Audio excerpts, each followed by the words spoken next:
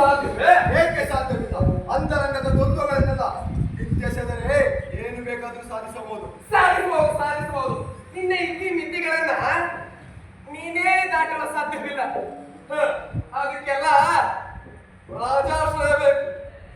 ಇಷ್ಟಲಿಂಗ ಧರಿಸಿದವನ ಬಳಿ ಎಲ್ಲ ಶಕ್ತಿಗಳು ತಾವಾಗೇ ಬರುವವು. ರಾಜಾಶ್ರಯ ಬೇಕೆನ್ನುವ ಅಳುಕನ್ನು ನಿನ್ನ ಮನಸ್ಸಿನಿಂದ ಮೊದಲು ಕಿತ್ತೆಸೆ. ಬಾಗೇವಾಡಿಯ ಕರ್ಮಟದನವನ್ನೇ ಧಿಕ್ಕರಿಸಿ ಸಂಗಮದ ಸಂಗಮಕ್ಕೆ ಬಂದವನಿ. ನೀನು ಮನಸ್ಸು ಮಾಡಿದರೆ ಏನು ಬೇಕಾದರೂ ಸಾಧಿಸಬಹುದು.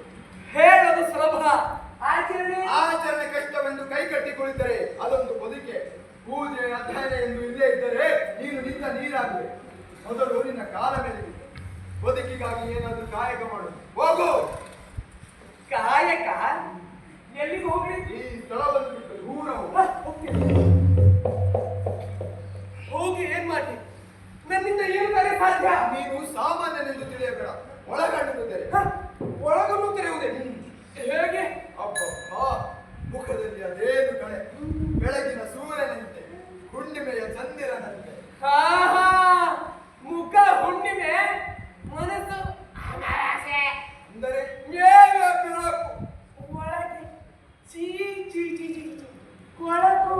ಮುಖದ ತೇಜಸ್ಸು, ಮನಸ್ಸಿನ ತೇಜಸ್ಸು, ಮುಖದ ಕೊಳೆಯನ್ನು ಅಳೆಯ ಬಂದವು. ಮುಖ ಮನಸ್ಸಿನ ಕನ್ನಡಿ. ಹೌದು, ನಿನ್ನ ಮುಖದಲ್ಲಿ ಭಕ್ತಿಯ ಭಾವಗಳು. ನೀನೇನೇ ಹೇಳು, ನನಗೆ ನನ್ನ ಮೇಲೆ ನಂಬಿಕೆ ಬರುತ್ತಿಲ್ಲ.